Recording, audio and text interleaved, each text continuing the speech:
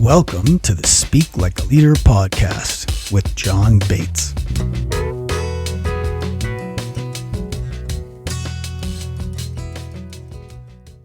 Welcome to the show. With me today, I have Giuseppe Marzio, and he is a PhD and a scientist-turned-strategic storyteller.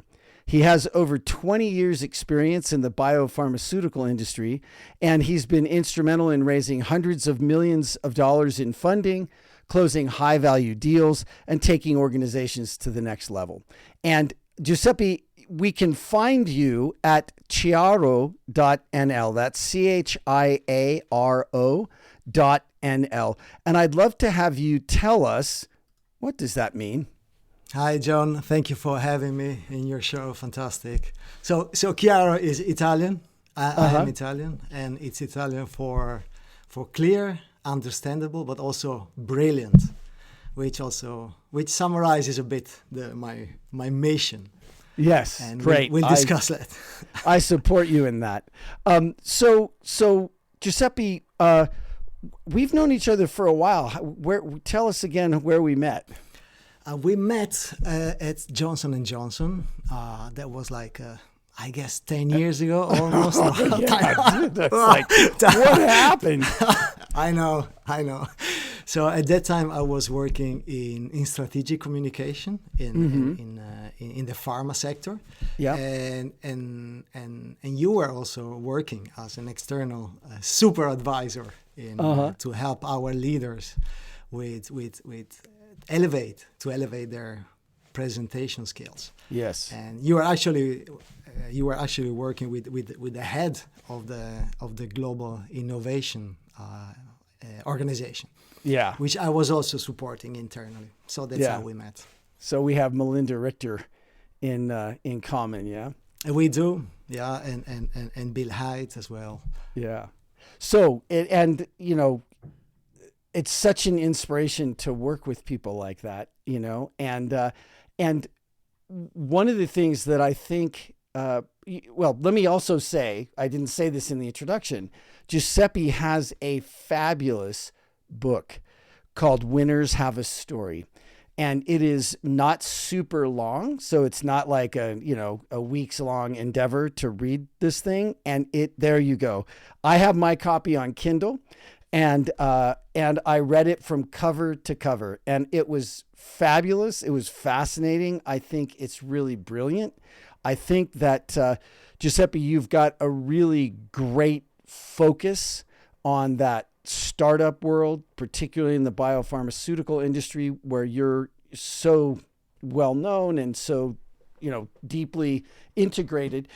So let's talk about some of the things that you talk about in the book, maybe some of the and anything else, because I think what you and I have in common at the very deepest root is we want people's communication to be as mighty as their ideas, right? And a lot of times scientists have brilliant ideas, but all of that logical science training steers them away from being good at talking about what they're doing. Is that fair to say? That's very fair to say. And the word you mentioned, this logical scientific training that they had, that's where the trouble really starts. That's what makes it so difficult for somebody scientifically trained to turn science and data into something exciting and inspiring. One of the sayings, I don't know if I was saying it when we met, I don't know if I had figured it out yet, but one of the things I say is communicating with human beings is not logical. You may have noticed. It's not logical, it's biological. And when you understand the biology, you can make it logical again, but logic by itself, and I'm very proud of this as a soft skills guy, logic is necessary, but it's not sufficient. Would you agree? It's not.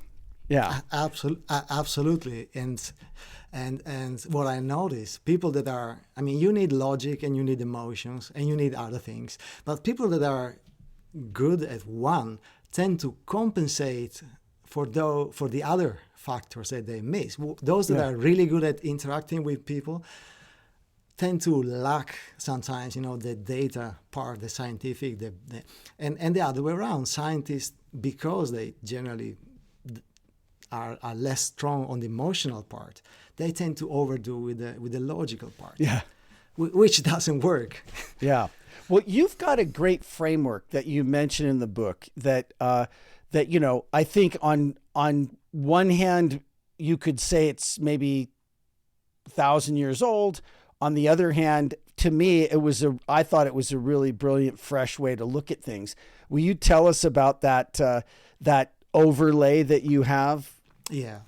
Well, every story is, you can build a story in many ways, but there is this structure that's been around for forever and was described already more than 2,000 years ago by Aristotle, which is the 3-act structure. Mm-hmm. Every story has 3 parts. And somebody said every movie has 3 parts: a beginning, a middle, and the end. Yeah. Not necessarily in that order, but mm-hmm. but so once you understand these 3 big chapters that you have to have in your story, life becomes a lot easier.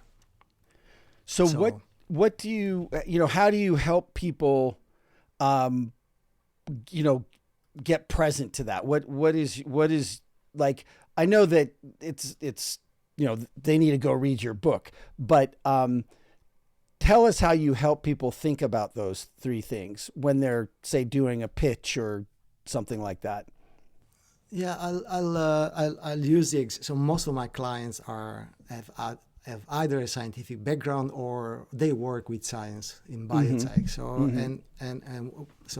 So let's start with the first chapter of the story. The setup. It's like an introduction, and scientific presentations or scientific papers or dissertation have a very long and complex introduction, because the introduction for a scientist is meant to bring the audience to the same level of knowledge as they have, which takes a lot of effort. That's the wrong start. It's a beginning that keeps on beginning. They go on forever. So whereas in good movies, the beginning is not so relevant. It's just the setup. These are the main characters. This is where it's going to take place. And, let's get going. We want to see the next part, the second act, which is the struggle, the surprise, the shift. Something happens, something that the audience was not expecting. So I try to help them focus on this middle part. What is the surprise? Just go fast on the introduction. You only want to see heads nodding. We all know this. Go ahead. And in the end, yeah. Go ahead. I think that's great. And I think that one of the things that I see in my work is that I personally, to start with, and it seems like just about everybody that I work with and support, I really underestimated the value and the importance and the difference that just structuring your talk can make. Here's your talk, if you sit down and think about how could I structure this to make it a little more interesting, to make it a little more exciting, how could I move pieces around so that they would all have maximum impact? It's unbelievable. Like, without changing anything that someone says, just rearranging the order and the structure of it can completely alter the impact. Completely. Completely. The same thing. It's like a recipe. You can have all the best ingredients, but if you don't know how to the right order, it's gonna be a mess. Yeah. Sometimes, think about Italian cooking, right? If you didn't put those things into the recipe in the right order, it would not taste so good. No, and the beauty is sometimes it's not that complicated. It's a simple recipes, it's simple structures that you need to follow, and it will work. Yeah. Now you also, I'm looking at the because I don't have my book, I didn't have my Kindle book open in front of me, but I remember one of the other things that I thought was really good that you talked about was, and it may have been the 4 elements with the 5th surprise, but there, you talked about going through your pitch deck, let's say, with different colored stickies. One for, I think, logic, one for like emotion and connection. Will you tell us a little bit about that? Because that is a brilliant exercise. It is actually, and it is because it also comes from Aristotle, really. Yeah, there you go. He was a pretty smart dude. Yeah, he was. So Aristotle says there are 4 elements, 4 ingredients for every inspiring and compelling story, whether it is a book or a pitch or a personal presentation. So it's data, logos, it's emotional connection, pathos, it's trustability. He called it ethos. Can I trust you? Can I trust your team? Can I trust your references? And the final element he calls kairos, which is the urgency. No matter how interesting or exciting your stuff is, if I don't have a reason to act now, I mean, I have so many priorities. Why should I do something about it now? It's so urgency. So these 4 elements. It's so good. You give me goosebumps to my wrists and my ankles. And I think about the fact that, Aristotle just laid that out so clearly, like 2,000 years ago, and here we are still struggling with it. But it's so great that in your book, you lay this out just very clearly and very well. And that exercise is so good. And I didn't mean to interrupt. I think you were maybe going to say a little bit more about these, because I know that I'd love to hear more about these 4.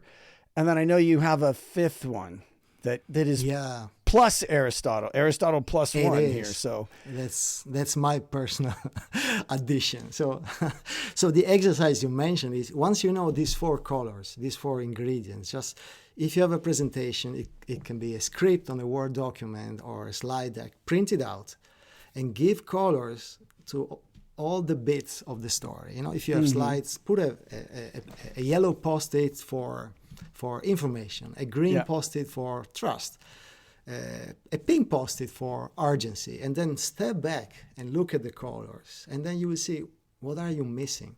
And then you can add the element that is missing. It's so good, because it's just really good. And I mean, I'm gonna shamelessly steal that. I will definitely credit you. You should. But that, because this is something that in my work, I mean, I think naturally I've been looking for these things, right?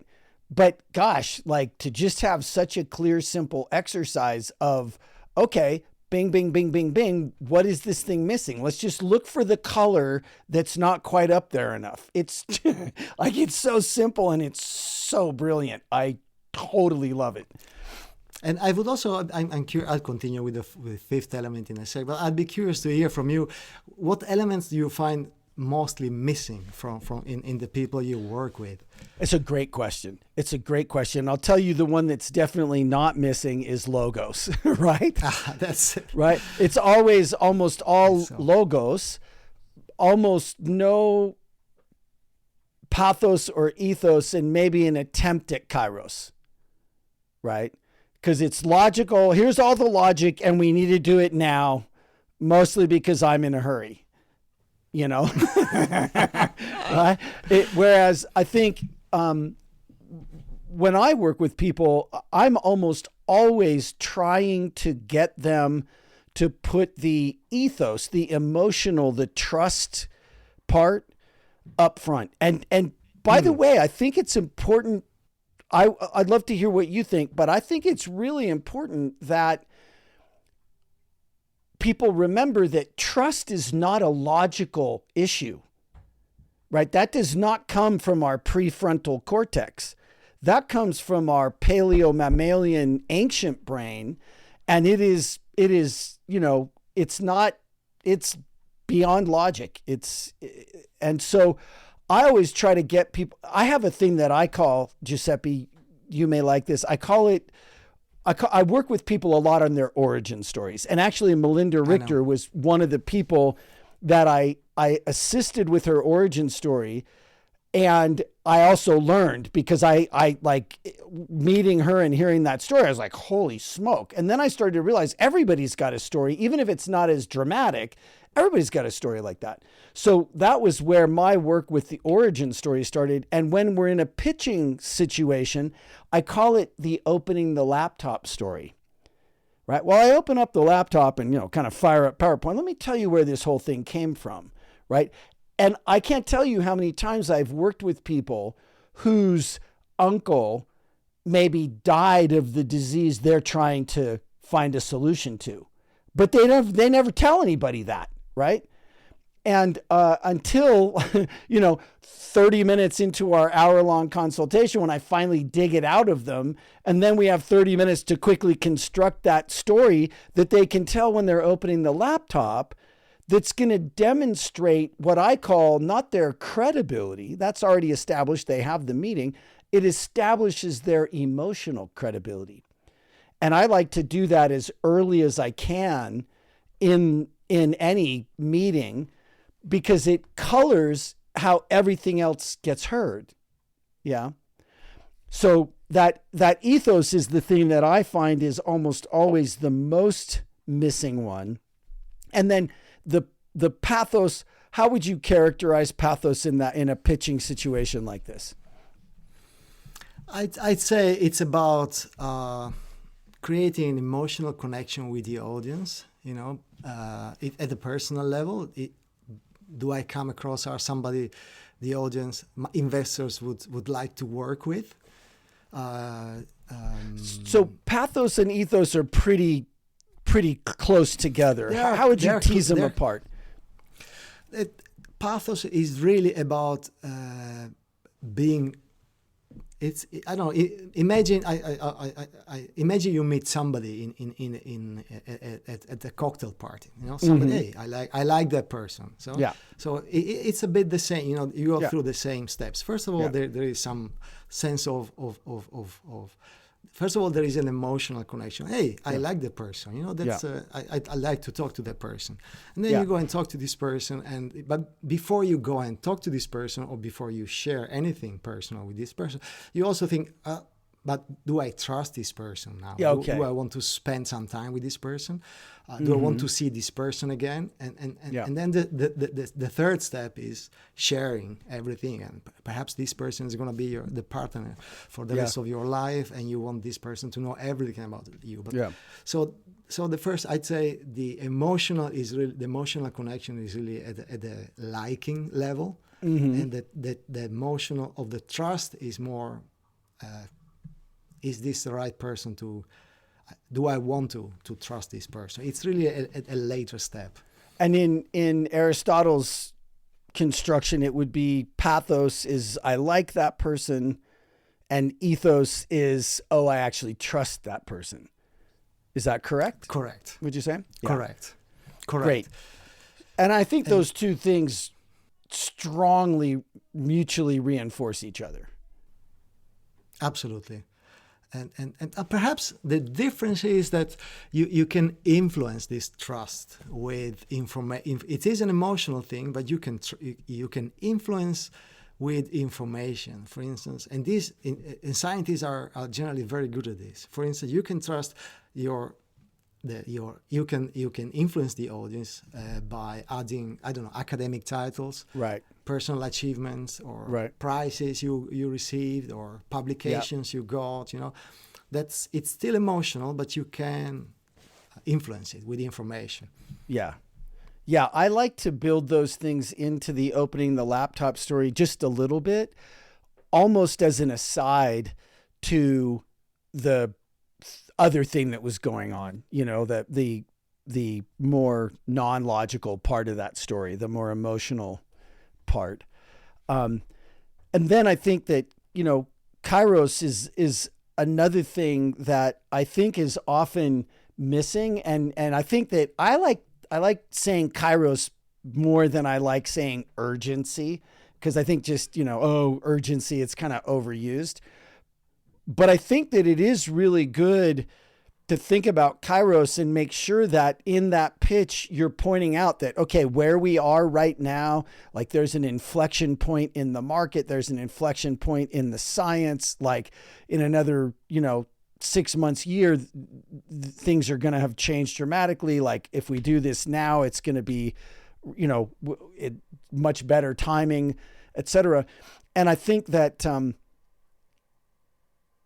I just think doing your exercise and getting it out there visually is so smart, and making sure that you've actually, instead of just there at the end when you're asking for the money and you say we should really move fast, no, have you built that into the structure of the pitch a little bit? Have you dropped some seeds here along the way, or some hints that this might be timely right now? And you said a couple of minutes ago then that the Kairos is the element which is often missing, at least you see. And I have a theory for that, and I think when we pitch a story, when I see CEOs pitching their story, they tend to pitch a story which is a me story. I call it. It's about. It's me, my team, my product, my company, my technology, But Kairos, it's something that happens outside the company. As you said, something has changed in the world, in the market. The FDA is a new position paper. There is a new, So you need to look outside to find the urgency. And that's... I think that's a really, really good point, because I even made the joke earlier in our conversation, and we should do this now because I'm in a hurry, because we're about to run out of money. It's like, okay, that's not what we mean by Kairos, right? Like, very good. Yes, it is outside the company, and there's something going on, something's changing that we can take advantage of by moving quickly. That's great.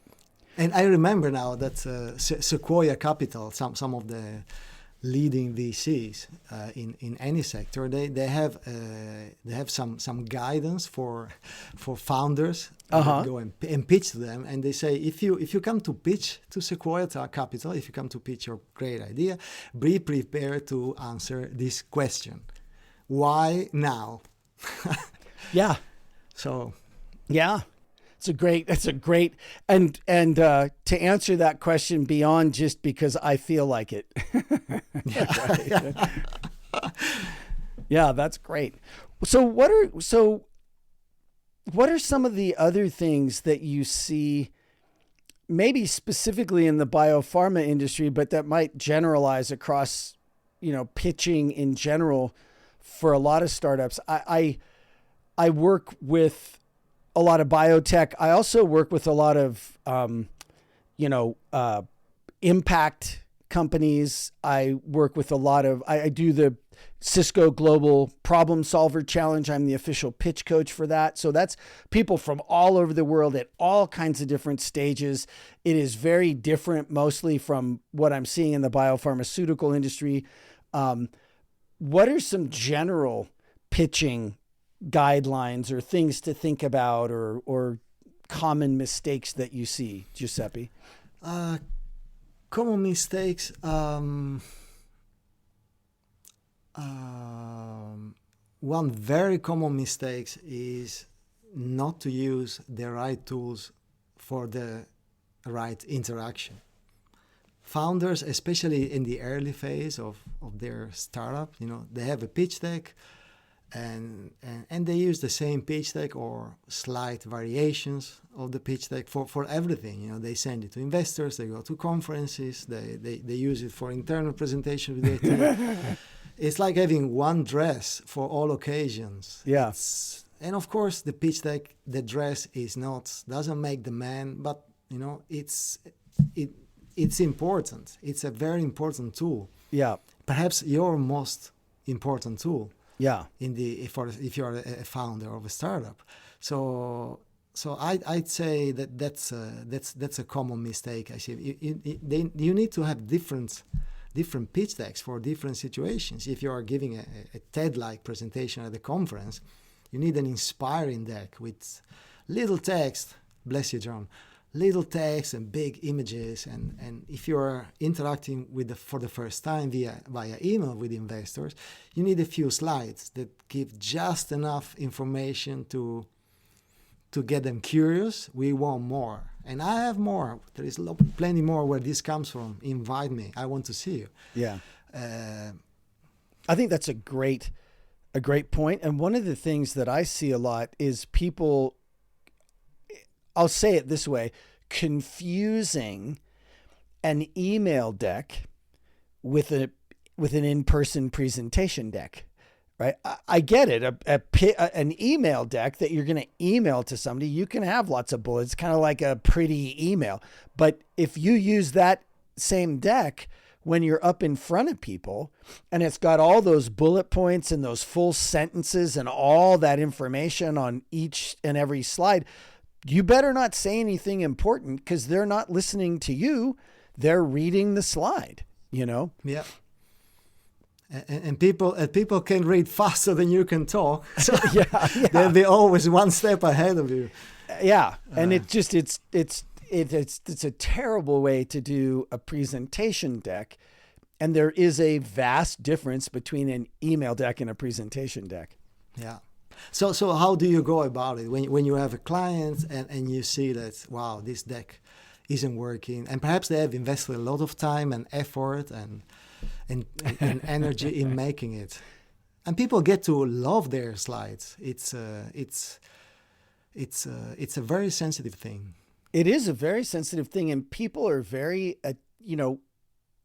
what we mostly see still is really bad examples, even from highly placed, people that we should be able to follow their lead and emulate them. They're still not doing it in a way that works. And so are you asking me what I say?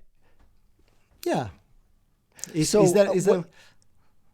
Well, one of the things that I do is I have a slide in my training that I put up with like a little teeny picture of a dolphin and then a whole bunch of bullet points about dolphins. And I say, I love dolphins because, they can breathe underwater. They can't breathe underwater. They're mammals like us. They've been known to save people from sharks and rescue people from shipwrecks. And I love, and then I stop and I look at everybody in the room and I say, now, you are not listening to what I'm saying because you're reading.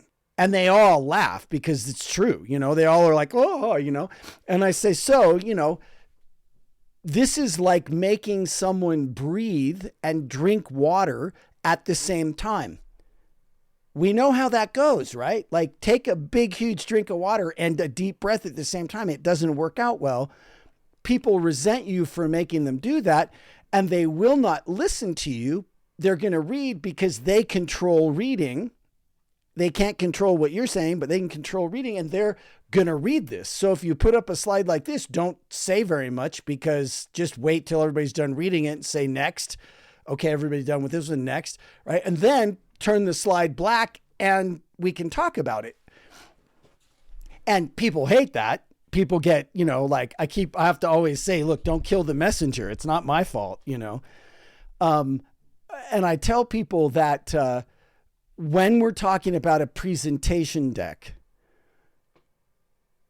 you need to start with what you want to say first and then have the deck show visuals that will reinforce what you're saying with very few words, but let the deck do the heavy lifting for the emotional connection on some of these things, show what, the outcome, show a smiling patient, whatever, but get the visuals up there. That's what the deck is for in a presentation deck, is the visuals. It's not just a glorified 3x5 card with your notes on it.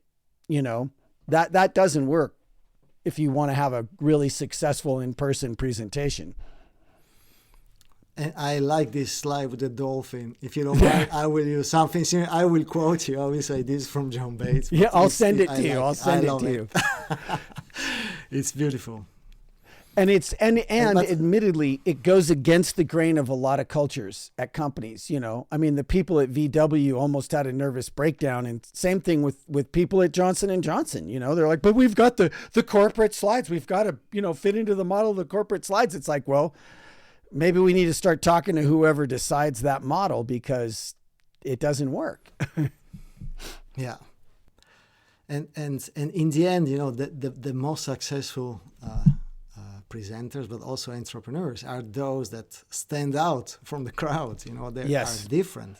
We remember those. So it's... Yeah, and the good news is doing it well will have you stand out like crazy. So that's a double bonus. You stand out and you're doing it really, really well in a way that connects with people. So listen, I asked you before we got on to think about one of the tough points in your career, one of the low moments, like, where did you have a failure or something like that? And what did you learn from it? Did something come up for you? Yeah, I had plenty to choose from. Yeah, me too. I like to share a moment, one of not the finest hours. Immediately after I left my job at Johnson & Johnson to start my own company. And imagine, I'd been working in biopharma for, I don't know, 20 years, I think. And I felt like I know my stuff. I was pretty confident, and I'm going to do it on my own. And so I was invited by somebody interested in my services. My first client ever, imagine. Yeah. But I thought, I got this. I can do it, and I know exactly what they need. And I wrote an extensive proposal with the price, and I sent it over. And within 10 minutes, I got an email back, and they say, "Oh my, you really didn't get us. I'm so sorry. We cannot work with you. The offer is bad, and the price is totally not good for us." And they wished me good luck in the rest of the year. Thanks a lot. Oh my goodness, that was my very first client, and I just messed up so badly, and that was really difficult. Also because I knew this guy, and he had invited me also to do me a favor, to help me on with my business, and so. Even with his goodwill, I failed miserably. But there is a bit of a silver lining to it, because I met this person a couple of weeks later, and I asked him, I begged him for forgiveness, and I said, please, could you share more about what did I why did I go wrong? Why did I go wrong? What did I do wrong? He said the client is always right. And you went into a discussion with us after the email why my offer was really what they needed and why the price was the right price. And he said, that's not how it works. If a client tells you this is not good, then you should listen to the client and learn for the next time. Yeah. So it's printed somewhere in my heart. That the client is right, and I should listen very well to their needs before I tell them what they need. Yeah. Well, that's fabulous. That lesson has probably served you extremely well.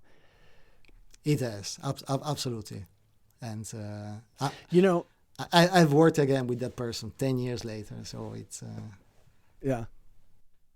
Well, and it reminds me of those moments that I've had where I get smacked so hard that I've had moments like that where I really had to reassess whether I believed in myself or not, and I imagine that moment was one of those for you. You had just left, you thought it was all set, and here your first client, that's how it goes. you know, how did you maintain your belief in yourself in that moment? I guess it's it's something that it's in me as well. You know, if you fall, stand up again, and if you fall again, stand up again. Yeah, it's a matter of standing up again. It's not Yeah. the issue is not so much falling down. Yeah. It's getting up again. So yes. I mean, and you had left your job, so you kind of had to get up again, right? exactly, yeah. And I think when once you get in a corner, once you are in a corner, then you find in yourself and resources that perhaps you didn't know you had. Yeah, And, totally. Yeah. Well, I'm glad I mean, sorry, go ahead. I mean, you started working. You started your business much earlier than I did. So I guess you had many moments where you had I definitely to did. get up again. Yes. Yeah, for sure. And I didn't have the courage to leave my job. I just didn't have a job. And all of a sudden everything I was doing had dried up, and you know, this was the only thing I could think of that I had that was of value to other people. For a while, I thought I didn't have anything of value to people. And then it finally dawned on me, well, maybe, you know, I've been a speaker and I've raised money and, you know, pitched a lot. Maybe I could help people with that. And then everybody around me told me that would be a terrible idea. So I cried for another month. And then finally I just did it because I couldn't think of anything else to do. And I loved it and I had passion for it. And I think that's the other thing that we have in common is a passion for this. And I think that is the other thing that got me through those difficult times. Is just like, look, I love this and I want to make a difference here. So I'm just going to get up again. Right. So, you are based in the Netherlands. Is that right? I am. I live in Amsterdam. So- I've been living here. Yeah. No, go ahead. You've been living there. I moved to Amsterdam almost 20 years ago. Yeah. My wife is Dutch. Uh-huh. My wife is half Dutch. Oh, is she? Yes, Peruvian and Dutch, yeah. Oh wow. And I love Holland. I love the Dutch people. I love Amsterdam. And I don't even smoke pot, you know, like, so it's not that I like Amsterdam for that. I just think it's such a fabulous place and such a fabulous country. So I was asking that because it feels to me like over the last 10 years, there has been a dramatic uptick in just fundamental entrepreneurialism in Europe. Am I making that up, or would you agree? I agree completely, and I don't know if it is only Europe, but certainly in the Western world. Yeah, I think you're right. I think it's broader than Europe, but I've been very focused on Europe, and I think it's just freaking awesome, because I don't think that when I first started going to Europe, you know, for business stuff in the mid 90s, that was just not even, that was hardly a thing. And now it feels like it's a really big thing. It is innovation and startups, and it's really a big thing in Europe, and even in the Netherlands and in Amsterdam, comparing it with few years ago. Now, and yeah, sorry. And I guess it's a change also in expectations of young people. For instance, if I look at my daughters, I don't see them really looking forward to having a 9 to 5 job. Yeah. Yeah, they want to have a 7 in the morning to a 9 at night job as an entrepreneur. Exactly. But I think that that's actually really, I think you're spot on. I also, I want to ask you about what you're seeing in terms of how people characterize failure, because I think one of the big issues mitigating against entrepreneurialism and startups in Europe for a long time was just a real allergy to failure. And I feel like in Silicon Valley in particular, people got over that allergy a long time ago. And in fact, there's almost a like you need to have failed a little bit before they're going to actually give you a really big bunch of money, because they want to know that you get it. What do you think about specifically how people think about and deal with failure in the startup community that you're seeing? I watched. I attended a presentation just before the summer by a very successful CEO, and she presented. She told us, she shared with the audience her fundraising journey, and extremely successful. She had sold the first company already 5 years before for a lot of money. And she just had a very successful fundraising round. So very successful woman, but her story was only about her failures. And she said, to get to this successful fundraising, I got, I don't know how many, 112 no's. So I pitched 112 times, and they told me, I'm sorry, it's not for us. And, you only see that the final success, but there is so much failure before. And her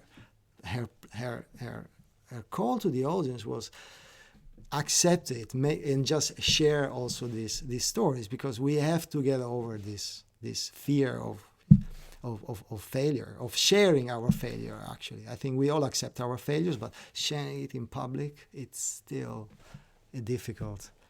And there could be a difference between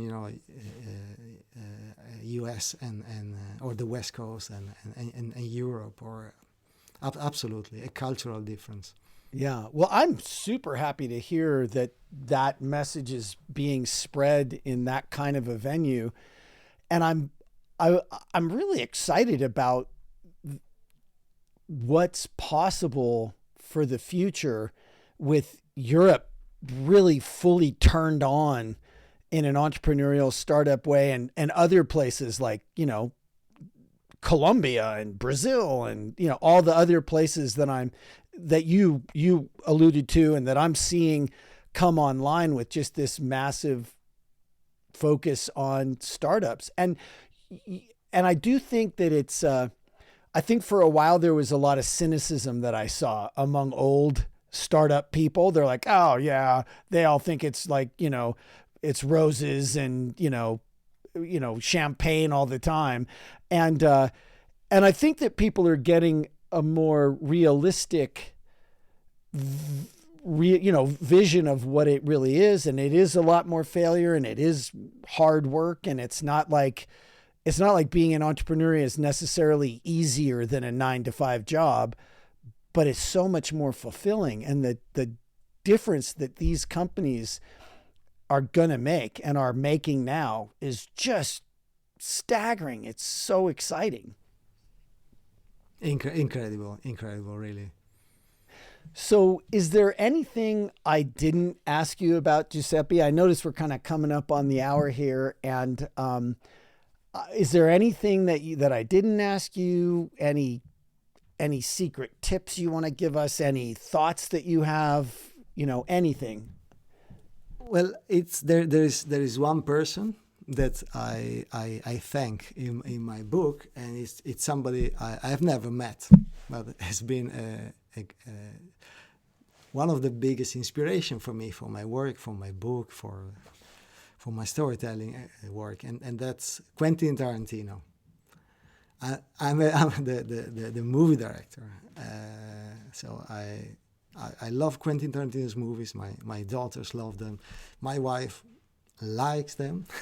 Yeah. But so Quentin, if you're watching this, if you're listening to this podcast, thank you very much, and I hope to meet you live one day.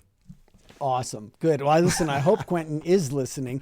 And I want you to know, Quentin, I read this book, and you are thanked in this book, and you are modeled in this book. And so what you brought and bring to movies in Hollywood is actually being channeled by Giuseppe into helping founders who want to save lives and make a huge difference in the world in the biopharmaceutical industry actually succeed. So, your impact, goes far beyond just the movies that you've made, and Giuseppe's one of the people amplifying you out there. So thank you, Quentin. Right on.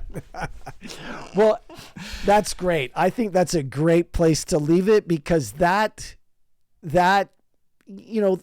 what you bring, Giuseppe, is your love of movies, and you talk about it in the book, and that willingness to not only convey the logic, but to actually have it be interesting, even, heaven forbid, entertaining, makes people dramatically more successful in raising money and succeeding with their business and influencing their employees and having a great culture. So, I think it's great that you've got that passion for movies and that you bring it to this world that's really very much in need of that. Thank you, John. You're super welcome. I'm so glad you reached out a while ago, and thanks again for sending me your book. I think it's brilliant. If you want, here's the name. It's called Winners Have a Story, and it is a book that I highly recommend. You can find it on Amazon. Giuseppe Marzio is the author. You'll see my 5-star review there when you go. And you're very welcome. And Giuseppe, I'll look forward to staying in touch with you. And maybe we got to do something together. I'll come over to Europe and we'll do something or whatever. But I'm just glad to know you're out there, and empowering people with great ideas to communicate about them in a way so that they can make an even bigger difference. Thank you, John. Looking forward to seeing you, perhaps in Amsterdam. That sounds great. We go to the movies. That sounds great. Yeah, we'll go see a movie in Amsterdam. Hey, and we'll tell all of you that we're going to be doing an event when we do it, and maybe you can come to Amsterdam too. Fantastic. All right, Giuseppe, thank you for joining me. And thank you. To you listening, thank you for your time and your attention. I hope you found this as valuable and fun as we did. And if you want to give us a 5-star review wherever you review your podcasts, we'd love to get that. It would make a difference for us. And if you would share this episode far and wide with the people that you think might get something beneficial out of it, that would be awesome too. And thank you again for joining me here on SpeakLikeALeader.show. Thank you for joining the Speak Like a Leader podcast. Go be awesome.